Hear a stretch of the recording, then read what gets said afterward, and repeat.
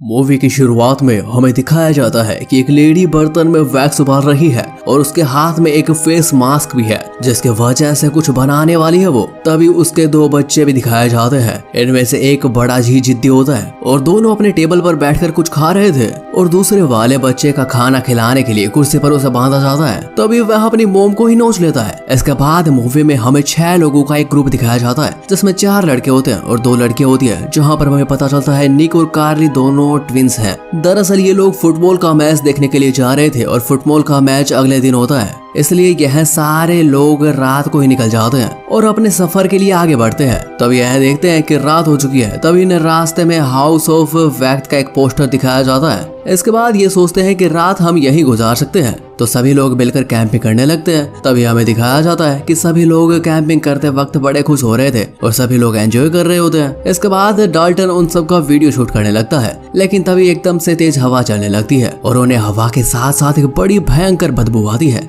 जैसे कि यहाँ पर इंसान कोई बुरी तरीके से सड़ रहा हो। तभी थोड़ी देर में यहाँ बदबू कम हो जाती है और वे सभी लोग फिर से कैंपिंग को एंजॉय करने लगते हैं। इसके बाद उनके सामने एक ट्रक आ जाता है और वह लाइट उनके मुंह पर मारता है, जिसके कारण बिली को काफी गुस्सा आ जाता है। लेकिन थोड़ी देर बाद वह अपनी लाइट बंद नहीं कर रहा था। तभी निक एक बोतल उठाता है और उसकी हेडलाइट पर मारता है, जिसके कारण उसकी हेडलाइट टूट जाती है और वह ट्रक वाला वापस से वहां अपने घर चला जाता है। इसके थोड़ी देर बाद वो लोग सोने की तैयारी करने लगते हैं और सब मस्ती करके सो जाते हैं। इसके बाद जब भी वो सो रहे थे तो किसी के आने की सनसनाहट होती है और कार्ली को अपने आसपास किसी होने की आवाज सुनाई देती है, लेकिन वह इसे इग्नोर करके फिर से आगे सो जाती है। इसके बाद सुबह हो जाती है और वे सब लोग काफी देर से उठते हैं। तभी सभी लोग जल्दी से जल्दी अपने यहाँ से निकलने की तैयारी करते हैं, क्योंकि उनका मैच जल्द ही स्टार्ट होने वाला था। तभी बैट की गाड़ी स्टार्ट नहीं होती और वह अपनी गाड़ी के बोनेट को खोलने लगता है। तभी उसे पता चलता है कि उसके गाड़ी की फैन बेल्ट टूट चुकी है। इसके बाद में वो चकित हो जाता है कि यह सब कुछ क्या हो रहा है और ये कैसे टूट गई। इसके बाद हमें दिखाया जाता है कि कार्ली और पेज पीछे जंगल में टॉयलेट के लिए जा रहे थे। तभी उसके पीछे कुछ सनसनाहट से आवाज आती है और वह बदबू काफी तेज आने लगती है, जो कि उन्हें रात को आ रही थी। और वे दोनों उस चीज को चेक करने के लिए जाते हैं जहाँ पर बदबू आ रही थी और हम देखते हैं कि कार्ली का पैर अचानक से फिसल जाता है और वह जानवरों के लाशों के ढेर में जाकर गिरती है। इसके बाद वह पूरी तरीके से लाशों के ढेर से खून से लथपथ हो जाती है और वह देवने आदमी को हाथ कटा हुआ देखती है, जिसके बाद वह जोर से चिल्लाने लगती है। इसके बाद वहाँ सभी लोग आ जाते हैं। तभी बैड कार्ली को बाहर निकालता है। इसके बाद वे सभी लोग इन लाशों को देखकर हैरान हो जाते हैं कि आखिर ये आई कैसे, और यहाँ इन्हें वही ट्रक लेकर आ रहा था जो कि इन्हें रात को दिखा था। और वह ट्रक फिर से वापस आता है जो कि हिरण की लाशों का ढेर लेकर आया था और उसे देखकर यहाँ लोग डर जाते हैं और वह हिरण की लाशों को वहां नीचे फेंक देता है। तभी बैड उस ट्रक वाले से कहता है कि ये तुम क्या कर रहे हो और इंसानों का हाथ कैसे है यहाँ पर। तभी ट्रक वाला कहता है यह तो सिर्फ एक पुतले का है और वह हंसने लगता है। इसके बाद ब्लिक उससे कहता है कि हमें देर हो रही है और हमें यहाँ से निकलना चाहिए। इसके बाद हमें पता चलता है कि उनकी गाड़ी खराब पड़ी है। तभी यह सारी बातें सुनकर ट्रक ड्राइवर सुन लेता है और उसे कहता है कि मैं तुम्हें एक रिपेयरिंग शॉप बता सकता हूँ, चाहे तो वह लिख दे सकता है और वह सब अपनी कार के लिए फैन बेल्ट ले सकते हैं। इसके बाद बैड और काली उस फैन बेल्ट को लेने के लिए ट्रक ड्राइवर के साथ ट्रक में बैठ जाते हैं और बाकी सभी लोग फुटबॉल मैच देखने के लिए दूसरी गाड़ी में निकल जाते हैं। तभी हमें पता चलता है कि रोड पर बहुत सारा ट्रैफिक लगा हुआ है। तभी हमें ट्रक ड्राइवर को दिखाया जाता है जो कि कार्ली को बुरी नजरों से देख रहा होता है और उस ट्रक ड्राइवर के पास धारदार हथियार भी होता है, जिसे देखकर कार्ली काफी डर रही थी। उसके बाद वे रिपेयरिंग शॉप के नजदीक आ जाते हैं और वहां पर उन्हें पैदल जाना पड़ता है। तभी थोड़ी दूर चलने के बाद उन्हें रिपेयरिंग शॉप दिखती है और वो पहुंच जाते हैं, जहां पर वे देखते हैं कि वहां पर तो शॉप बंद पड़ी हुई है और वहां पर कोई भी नहीं है। तभी कार्ली के पास उसके साथी का कॉल आता है और वे सभी लोग उससे कहते हैं कि हम वापस आ गए हैं, क्योंकि रास्ते में बहुत ज्यादा ट्रैफिक है, इसलिए वह आज बिल्कुल नहीं पहुंच पाएंगे और आज फिर से हम कैंपिंग करेंगे। तभी कार्ली और बैड सभी जगह पर देखते हैं, लेकिन उन्हें रिपेयरिंग शॉप कहीं नहीं दिखता।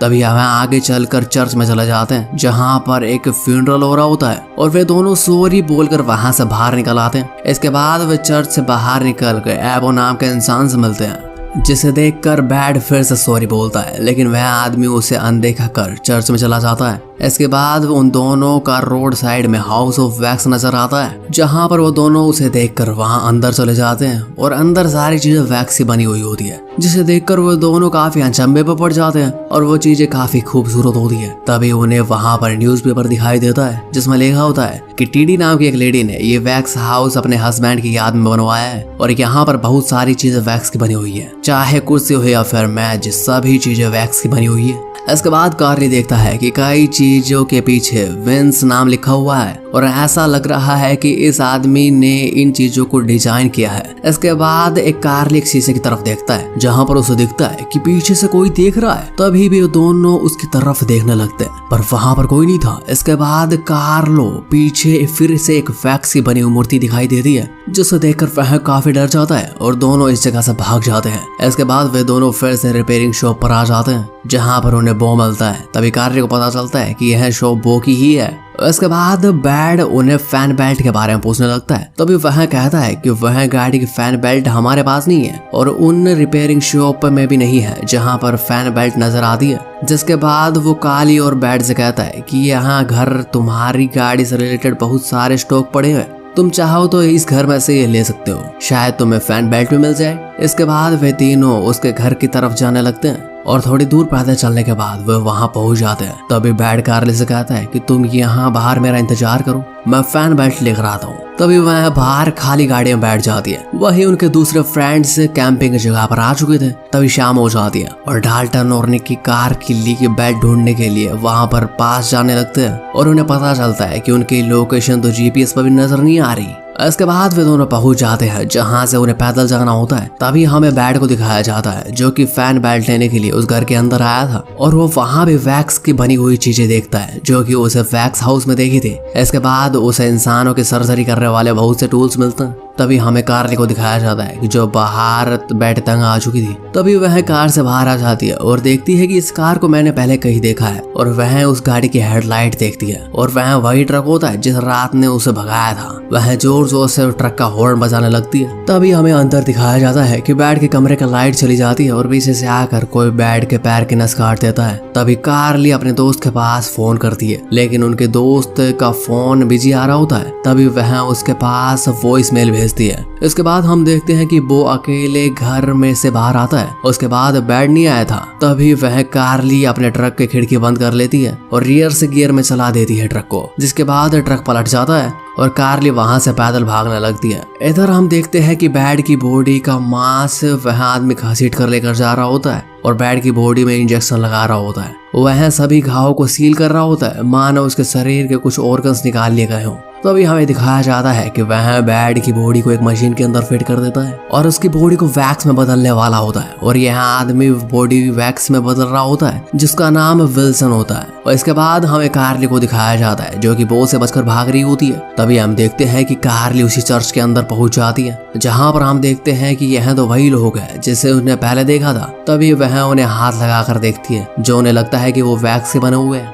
इसके बाद वो चर्च से बाहर आ जाती है, जहां पर कार्ली छुपने की कोशिश करती है, लेकिन थोड़ी देर के बाद वह उसे पकड़ लेता है और रिपेयरिंग शॉप के अंदर लेकर जाता है, जहां पर वह उसे बांधने की कोशिश करता है। इसके बाद हमें दिखाया जाता है कि उसके दोस्त वहां पर आ चुके हैं। इसके बाद हमें दिखाया जाता है कि कार्ली बड़ी ही शक्ति से बांध कर रखी गई थी और वह चिल्ला भी नहीं पा रही थी, क्योंकि उसके मुंह पर ग्लू लगा दिया जाता है, जिसके बाद वह बाहर आ जाता है। इसके बाद निक बो से पूछता है कि क्या तुमने कर्ली और ब्रैड को देखा है। तभी वह कहता है कि यहाँ सिर्फ रिपेयरिंग शॉप है और वह उसे कहता है कि उसने किसी दोस्त को नहीं देखा। इसके बाद कार्ली नीचे से जाली में अपनी उंगली बाहर निकालती है, जैसे कि निक उसे देख लेता है, लेकिन तभी बो उस उंगली को देख लेता है और उंगली काट देता है, जिसके कारण कार्ली को बहुत ज्यादा दर्द होता है और वह जोर जोर से चिल्लाने लगती है, क्योंकि उसके मुंह पर ग्लू लगी हुई थी, उसकी आवाज नहीं निकल पाती। बो के मुंह पर हथियार से मारकर वो रिपेयरिंग शॉप के अंदर चला जाता है। तभी निक उस रिपेयरिंग शॉप को अंदर से बंद कर लेता है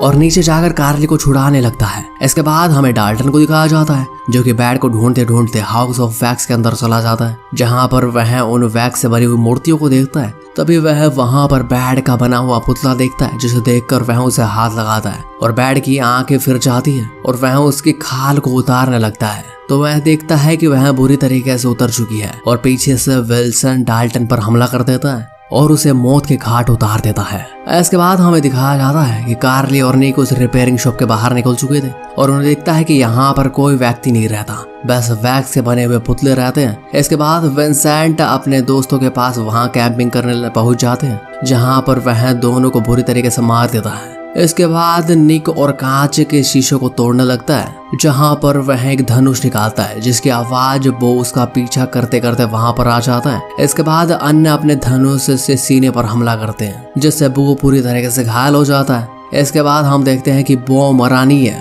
और वह काली और निक का पीछा कर रहा है और वह हाउस ऑफ वैक्स के अंदर जाता है, जहां पर बो अपने छाती से तीर निकाल रहा होता है और निक और कार्ली कहीं सुनसान जगह पर छुप जाते हैं। तभी हमें दिखाया जाता है कि विल्सन अपने दोस्तों की डेड बॉडी उनके साथ जगह पर ले जाता है। उसके बाद हम देखते हैं कि निक और कार्ली उस जगह पर छानबीन करते करते नीचे चले जाते हैं, जहां पर डाल्टन की बॉडी पूरी तरीके से वैक्स में बदल जा चुकी थी, जिसको देखकर निक काफी दुखी होता है। तभी वहां पर विल्सन आ जाता है और वह जगह पर फायर करने लगता है, जिसकी वजह से वहां पर आग लग जाती है। तभी वैक्स की बनी हुई चीजें पिघलने लगती है, जिसके कारण निक और कार्ली किसी तरह से बाहर आ जाते हैं और अंदर विल्सन और उसका दोस्त बो आग में जलकर मर जाते हैं और पूरा हाउस ऑफ वैक्स पिघल जाता है। इसके बाद हम देखते हैं कि यहाँ पर पुलिस आ जाती है और इस जगह को पूरी तरह से सील कर देती है। तभी वो ट्रक वाला आदमी कार्ली और निक को हाय बोलता है और मूवी यही खत्म दिखाई जाती है। उम्मीद है कि आपको एक्सप्लेनेशन पसंद आई होगी और ऐसा ही एक्सप्लेनेशन के लिए चैनल को सब्सक्राइब जरूर कर लें।